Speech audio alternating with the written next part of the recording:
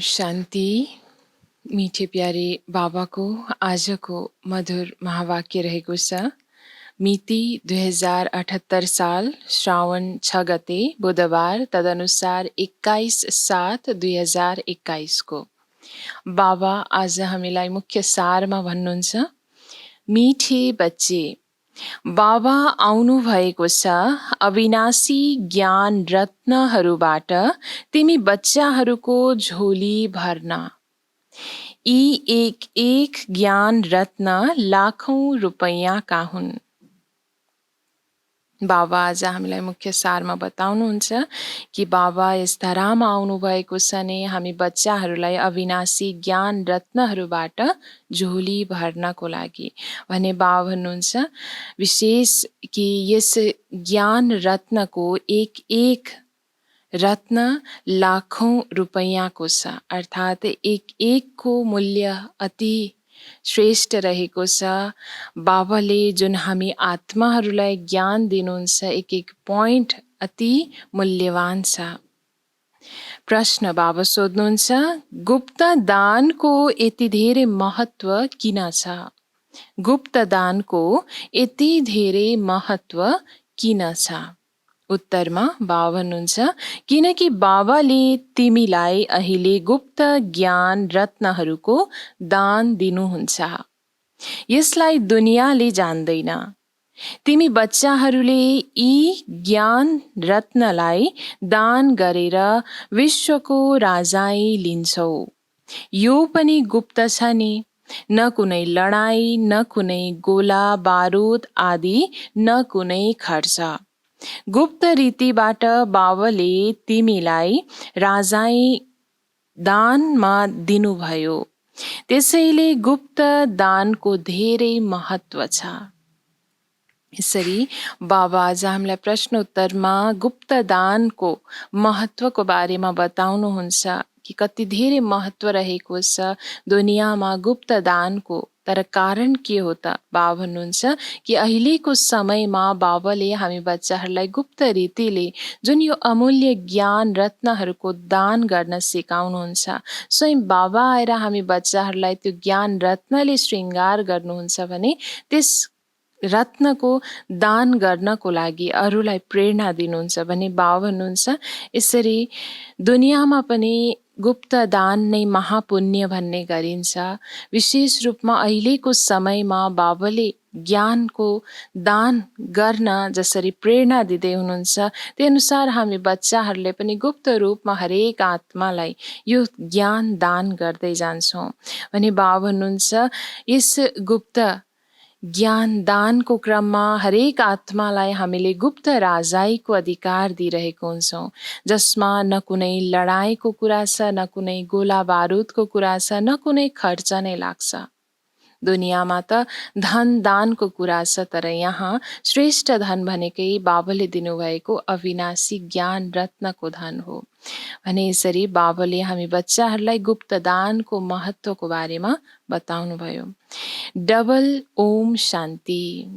बाबाले हामीलाई आज डबल ओम शान्ति भन्ने हुन्छ। एक शिव बाबाले भन्नुहुन्छ, अर्को ब्रह्मा दादाले भन्छन्। डबल ओम शान्ति अर्थात् बाप र दादा। एक शिव बाबाले भन्नुहुन्छ भने अर्को ब्रह्मा दादाले भन्नुहुन्छ। दुवैको स्वधर्म हो शान्ति। दुवै शान्ति धाम निवासी हुन्। तिमी बच्चाहरू पनि शान्ति धाम निवासी हो। निराकार देशका निवासी आएका छौ साकारी देशमा पाठ खेल्न, किनकि यो ड्रामा हो नि। जसरी बाप दादा शान्त स्वरूप हुनुहुन्छ, स्वधर्म उहाँहरूको शान्ति हो भने त्यस्तै हामी आत्माहरूको घर पनि शान्ति धाम त स्वधर्म पनि शान्त स्वरूप रहने। त्यसरी बाबा भन्नुहुन्छ शान्ति धामको निवासी हामी निराकार आत्माहरू यस धरामा आएको छौँ ड्रामामा पार्ट खेल्नको लागि।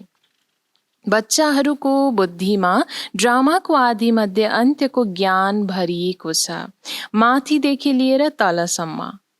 सर्वोच्च भगवान उहाँका साथमा बच्चाहरू, यी कुरालाई राम्ररी बुझ। यसरी बाबाले यति प्यारले हामीलाई राम्रोसँग सम्झाउँदै हुनुहुन्छ भने हामी बच्चाहरूले पनि राम्रोसँग बुझ्नु छ।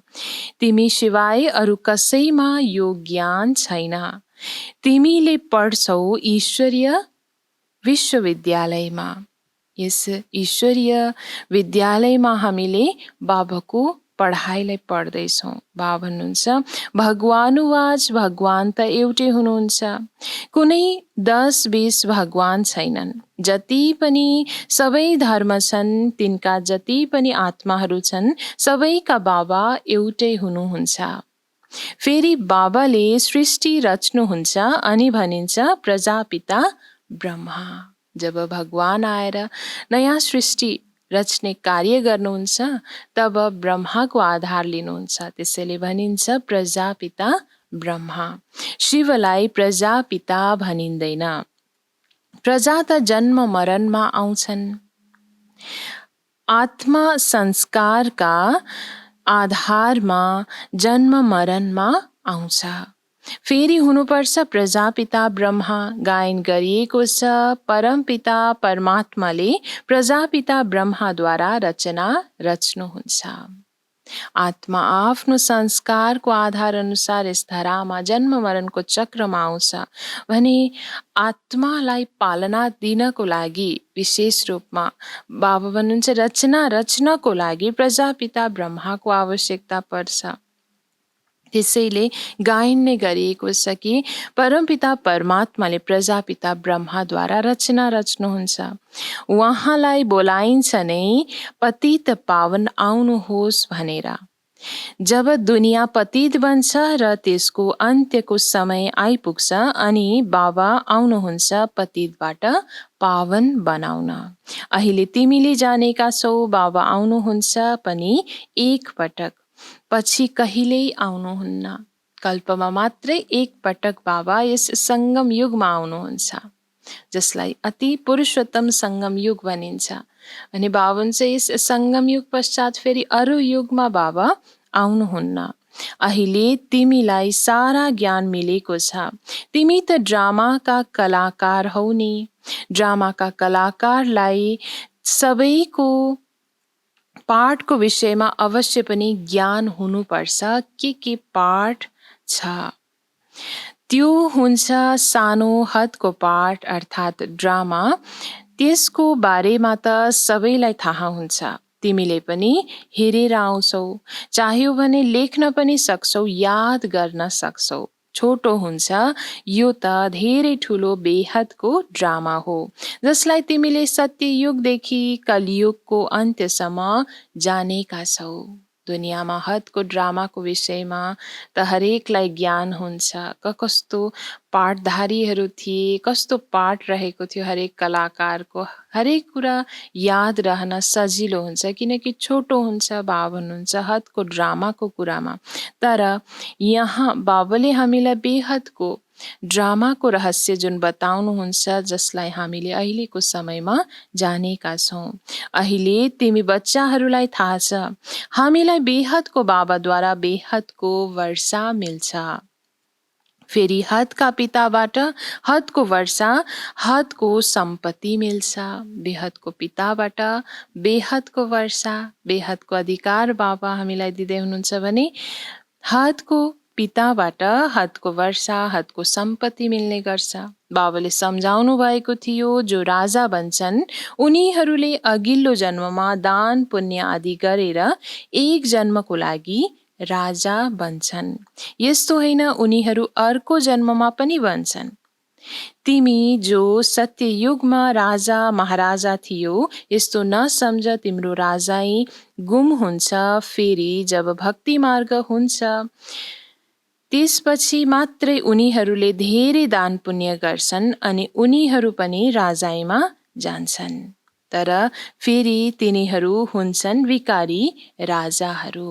बाबा भन्नुहुन्छ हामी आत्माहरू नै विशेष रूपमा अहिलेको पुरुषार्थ अनुसार भोलिको दिनमा राज्य भाग्य प्राप्त गरिरहेको छौँ र बिस्तारै बिस्तारै बाबा भन्नुहुन्छ राज्य माया रावणको कब्जामा आउँछ, अर्थात् द्वापर युग लाग्न थालेपछि फेरि भक्ति मार्ग सुरु हुन्छ, धेरै दान पुण्यहरू गर्न थाल्छन् भने यसरी राजै फेरि उनीहरूको पासमा जान्छ।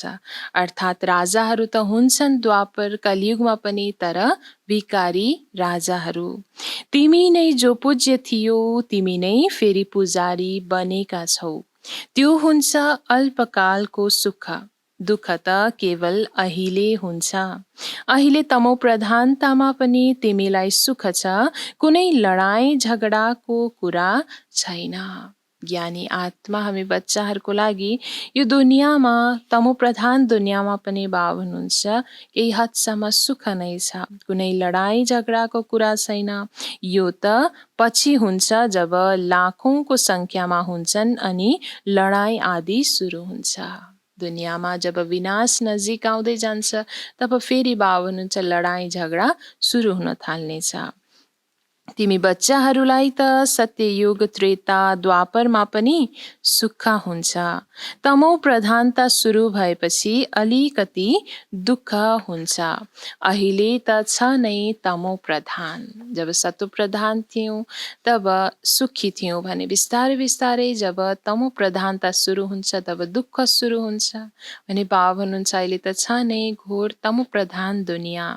बाबाले सम्झाउनुहुन्छ यो हो नै तमो प्रधान दुनियाँ, तिमीले जानेका छौ यो बेहदको ड्रामा हो, यसबाट कोही पनि छुट्न सक्दैन। यो बेहदको ड्रामाबाट बाबा भन्छ कुनै पनि एक पनि आत्मा छुट्न सक्दैन। मनुष्य दुखी भएपछि दिक्क हुन्छन् अनि भन्छन् भगवानले यस्तो खेल किन रच्नु भएको होला। यदि भगवानले नरच्नु भएको भए दुनियाँ हुने नै थिएन, केही हुँदैन थियो।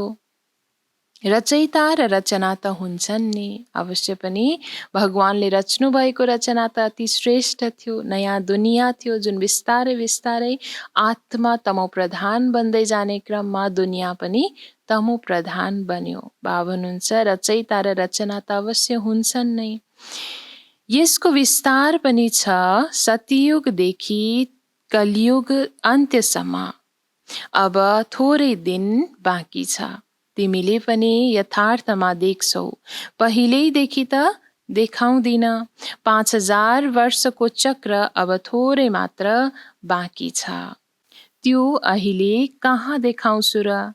जब हुन्छ तब त्यसलाई पनि साक्षी भएर देख्छौ, कसरी बिस्तारै बिस्तारै परिवर्तन भइरहेको छ, हुनेवाला छ। कसरी कलियुगबाट सतयुग आउँछ, बाबा हुन्छ पहिल्यै त सबै कुरा देख्ने छैनौ, बिस्तारै बिस्तारै समय नजिक आउँदै जाने क्रममा समय अनुसार स्वतः नै साक्षी भएर हामी हेर्नेछौँ। जो हुनुपर्ने हुन्छ त्यो कल्प पहिला जस्तै हुन्छ। यो त देखेकै छौ, तयारी भइरहेको छ, विनाश त अवश्य पनि हुन्छ नै।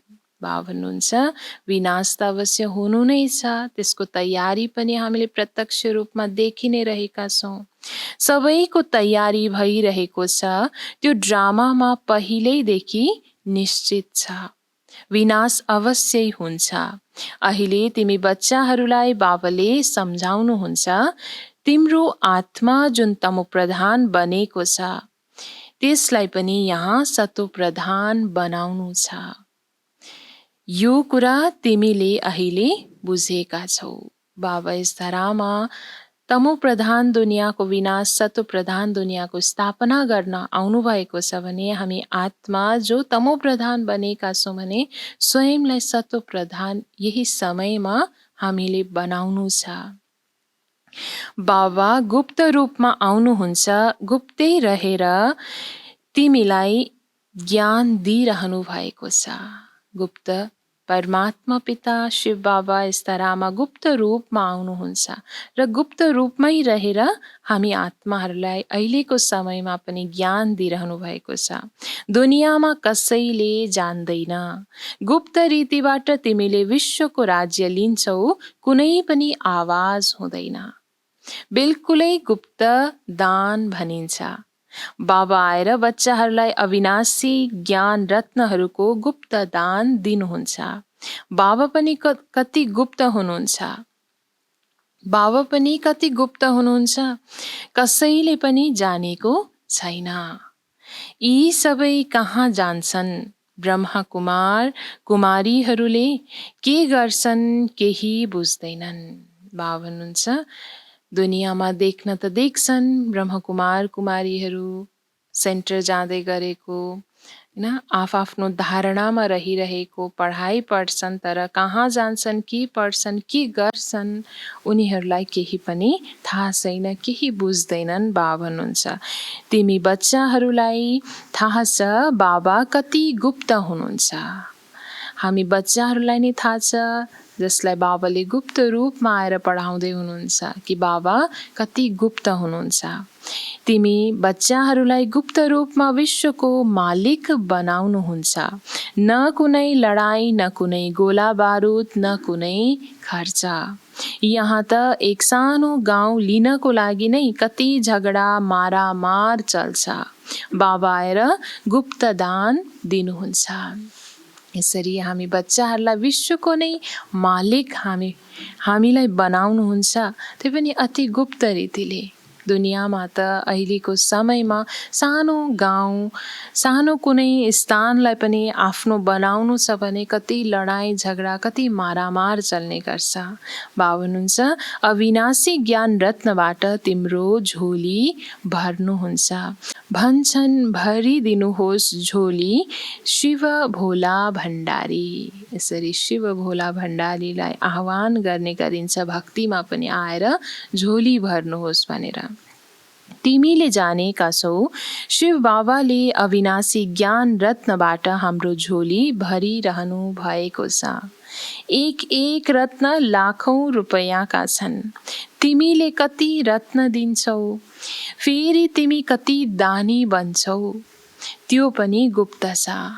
कति रत्न हामी आत्माहरूले अरू आत्माहरूलाई दानको रूपमा दिन्छौँ, ज्ञान रत्नको दान भने कति दानी हामी बनिरहेको हुन्छौँ, तैपनि बाबा हुन्छ अति गुप्त रीतिले। देवताहरूका कति हतियारहरू, हातहरू बनाइदिएका छन्, वास्तवमा केही पनि होइन। सत्ययुगमा देवताहरूका यतिका हात आदि त हुँदैनन्। कलियुगमा कति अनेकौं प्रकारका हतियार बनाइदिएका छन्। विनाशको लागि त बमहरू छन्, फेरि तरवार बाण आदि के गर्ने। तिमीले भन्छौ ज्ञान खड्ग, ज्ञान तरवार, उनीहरूले हतियार सम्झिएका छन्। अहिले हामीले ज्ञान, जब हामी आत्मालाई मिलेको छ भने हामीले यो सम्झिन्छौँ कि यो त सबै ज्ञानको निशानीहरू रहेछ, ज्ञानको अर्थ यसमा समाइएको रहेछ। जति पनि अलङ्कारहरू देखाइएको छ, बाबा अस्त्र शस्त्रहरू देखाएको छ, यो सबै त ज्ञानको रहस्यले भरिपूर्ण रहेछ। त्यसैले हामी भन्ने गर्छौँ अहिलेको समयमा बच्चाहरूले कि ज्ञान खड्ग रहेछ, ज्ञान तरवार हो भनेर, तर दुनियाँमा त अझै पनि उनीहरूले सम्झिन्छन् कि यो सबै हतियार थियो देवताहरूको पासमा भनेर। वास्तवमा केही पनि होइन। तिमीलाई त गुप्त दान मिल्छ, तिमीले फेरि सबैलाई गुप्त दान दिन्छौ। तिमीले जानेका छौ बाबाले हामीलाई श्रीमत दिइरहनु भएको छ। श्रीमत हो नै भगवानको। तिमीले जानेका छौ हामी आउँछौ नरबाट नारायण बन्न। तिनलाई सर्वगुण सम्पन्न, सुरकला सम्पूर्ण, दैवी गुणधारी भनिन्छ। दैवी गुण केवल देवी देवताहरूमा हुन्छ, फेरि कला कम हुँदै जान्छ।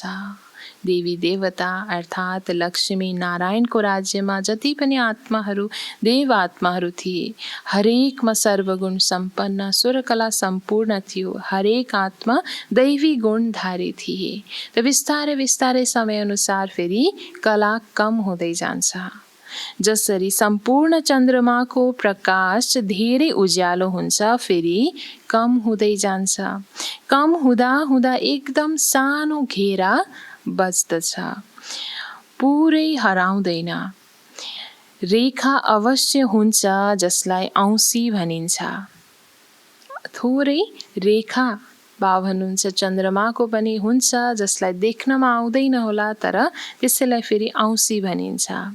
यो तिम्रो हो बेहदको कुरा।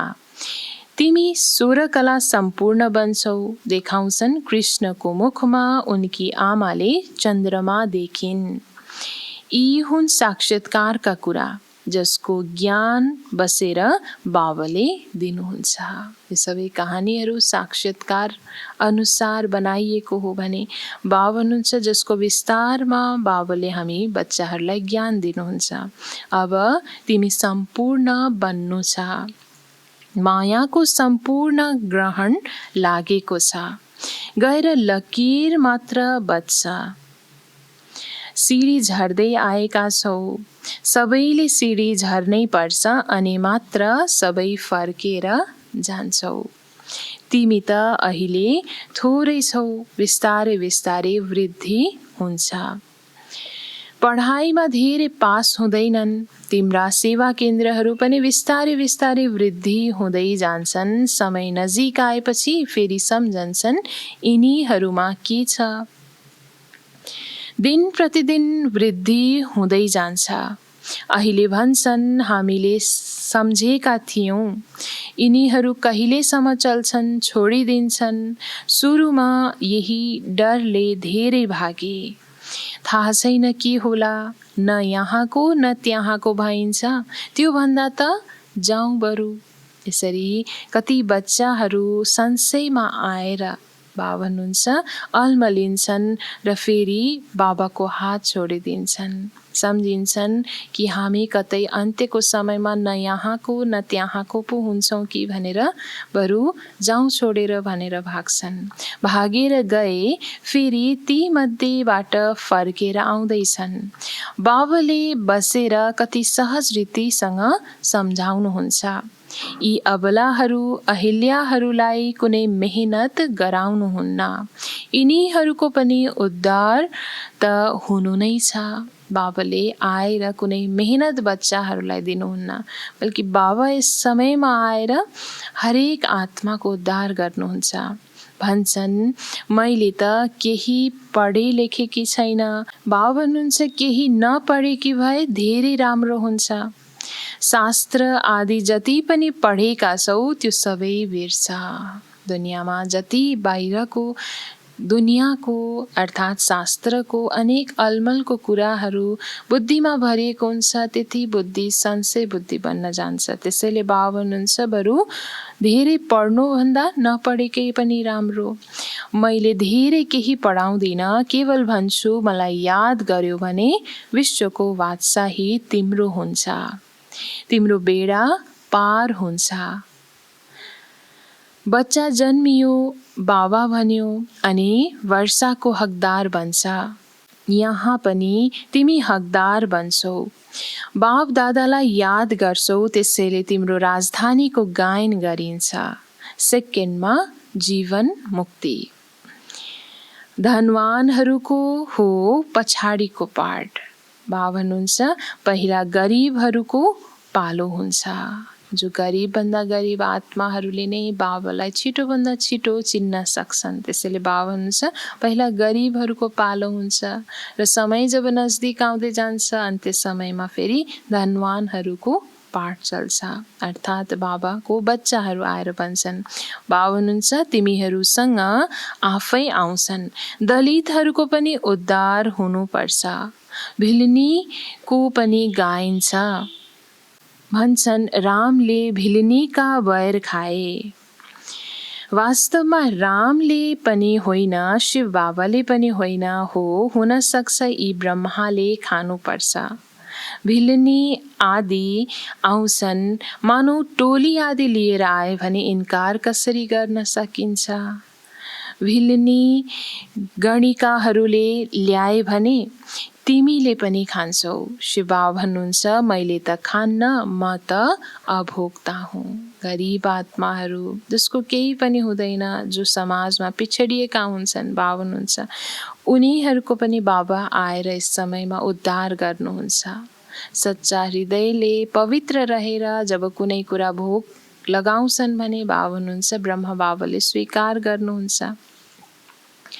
त अवश्य पनि शिव बाबाले दृष्टि त दिनुहुन्छ, तर बाबा भन्नुहुन्छ म त खान्न, म त अभोक्ता हुँ, तिम्रो पासमा सबै आउनेछन्, सरकारले पनि मद्दत गर्नेछ, यिनीहरूलाई उठाऊ। तिमीलाई पनि स्वाभाविक रूपमा प्रेरणा हुन्छ। बाबा गरिब निवाज हुनुहुन्छ, त्यसैले मैले पनि गरिबहरूलाई सम्झाउँ, भिल्लिनीहरूबाट पनि निस्कन्छन्। बाबा भन्नुहुन्छ यति ठुलो वृक्ष छ, यिनीहरूमध्ये एउटै पनि देवी देवता धर्मका रहेनन्, अन्य धर्ममा परिवर्तन भएर गएका छन्।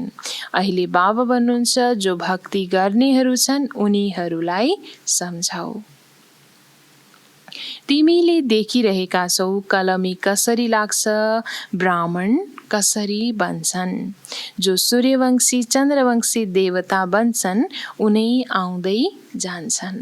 जो कल्प अगाडि पनि देवी देवता धर्मको आत्माहरू थिए, बाबा भन्नुहुन्छ बिस्तारै बिस्तारै आउँदै नै जान्छन्, बिस्तारै वृद्धि हुँदै जान्छ।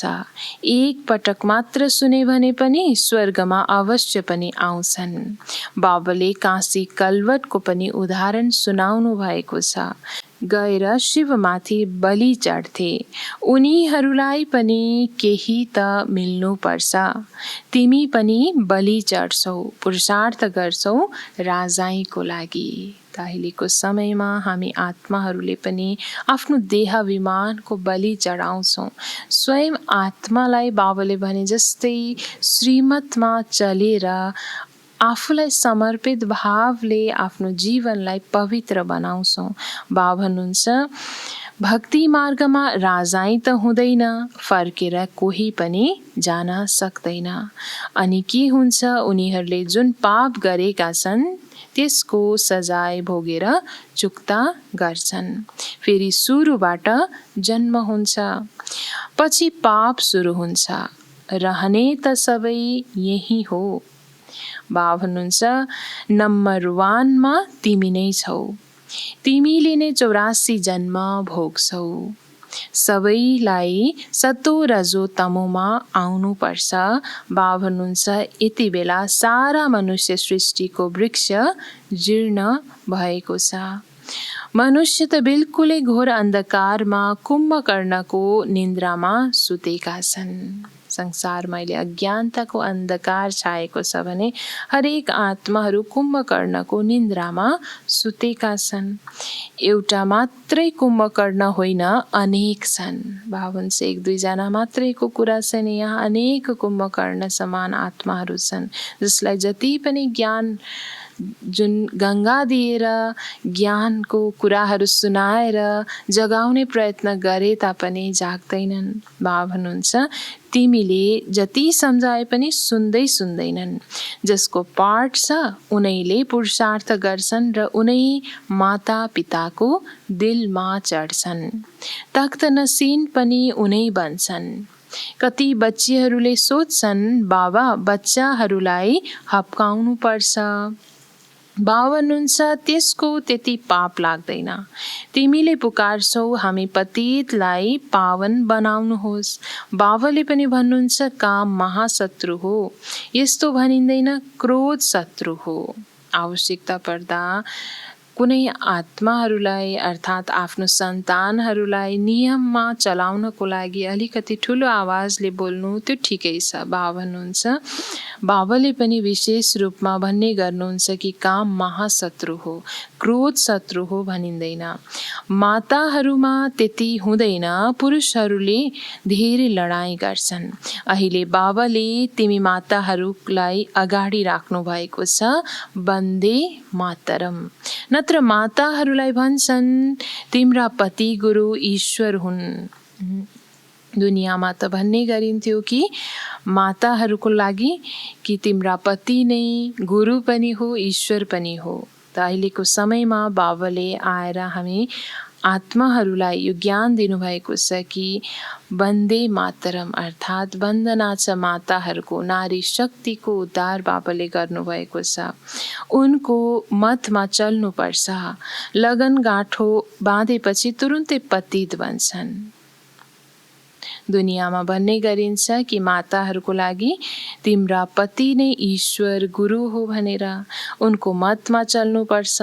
लगन गाँठो बाँधेपछि तुरुन्तै पतित भन्छन् यस्तो ईश्वर मिल्नुभयो यिनलाई। अब राम राज्य स्थापना हुन्छ, बाँकी सबै मर्दै जान्छन्। बाबाले सम्झाउनु भएको छ, विनाश कालमा विपरीत बुद्धि, विनाश कालमा प्रीत बुद्धि। तिम्रो परमपिता परमात्मासँग प्रीत बुद्धि हुन्छ। तिम्रो आत्माले जान्दछ शिव बाबा यिनमा आउनुहुन्छ, यिनीद्वारा मैले सुनिरहेको छु। यति सानो बिन्दु छ, शिव बाबाको यो अस्थायी रथ हो। यिनीद्वारा यो रुद्र ज्ञान यज्ञ रचिएको हो, जुन वृद्धि हुँदै जान्छ। बच्चाहरूको थोपा थोपाबाट तलाउ भरिरहन्छ।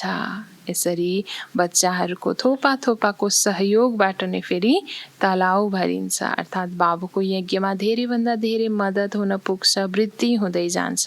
बच्चाहरूले आफ्नो सफल गरिरहन्छन्, किनकि जानेका छन् यो त सबै माटोमा मिल्छ।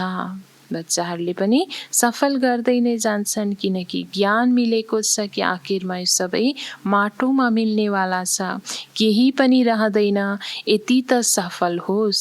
सुदामाको पनि उदाहरण छ नि। बच्चीहरूले बाबाको पासमा चामल मुठी वा 6-8 रुपैयाँ पठाइदिन्छन्।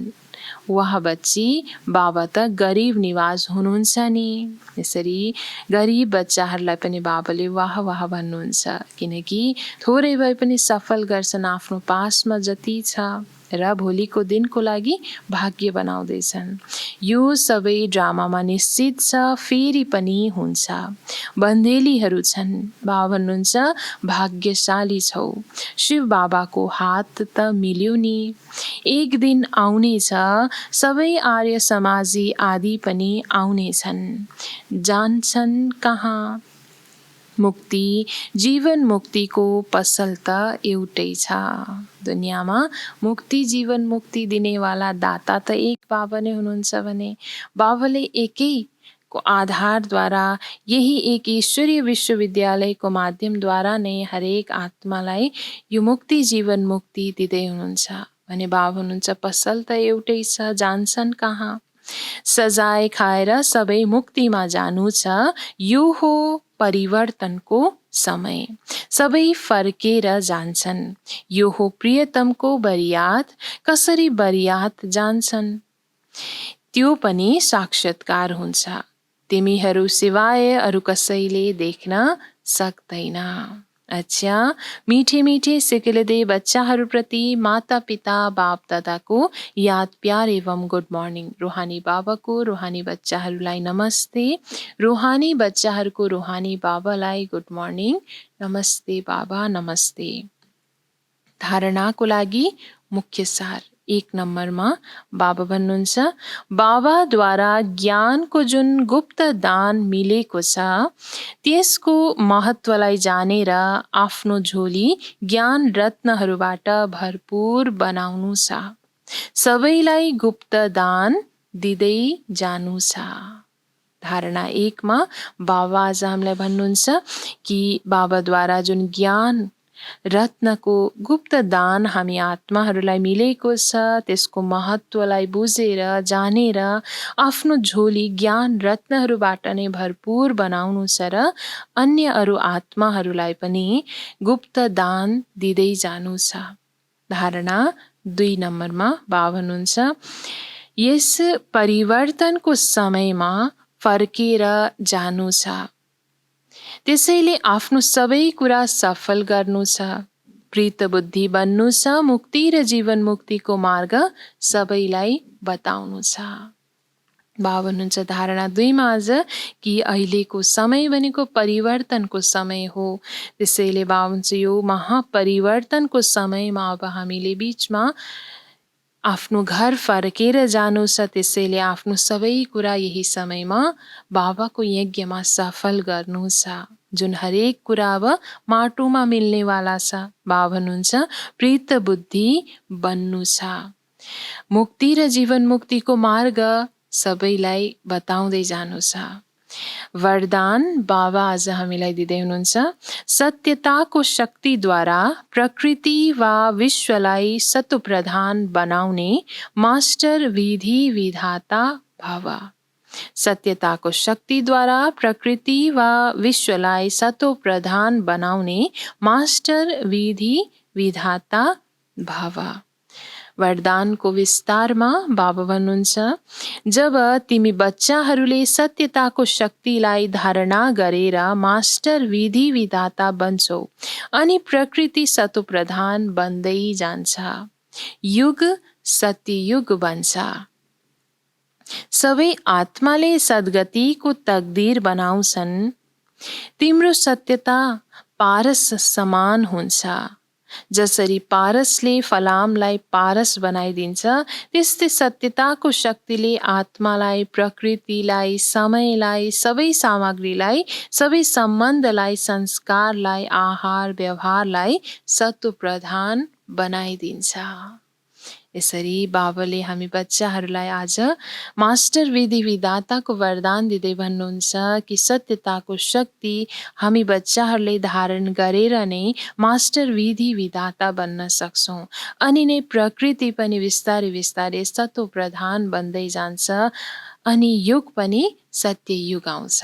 सत्यताको शक्तिबाट सत्ययुगको स्थापना यसरी हुन्छ, जसमा बाबा भन्नुहुन्छ, हामी आत्माको सत्यताको शक्तिले आत्मालाई पनि, प्रकृतिलाई पनि, समयलाई पनि, सबै सामग्रीहरूलाई, सम्बन्धलाई, संस्कारलाई, आहार व्यवहारलाई नै सत्वप्रधान बनाइदिन्छ।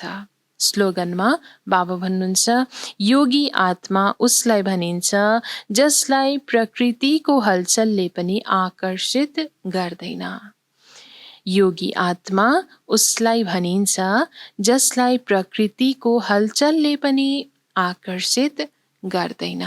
यसरी प्रकृतिको अनेक हलचलको समयमा पनि जुन आत्मालाई अलिकति पनि त्यो कुराले प्रभाव पार्न सक्दैन, उसैलाई बाबा भन्नुहुन्छ योगी तो आत्मा। अच्छा, ओम शान्ति।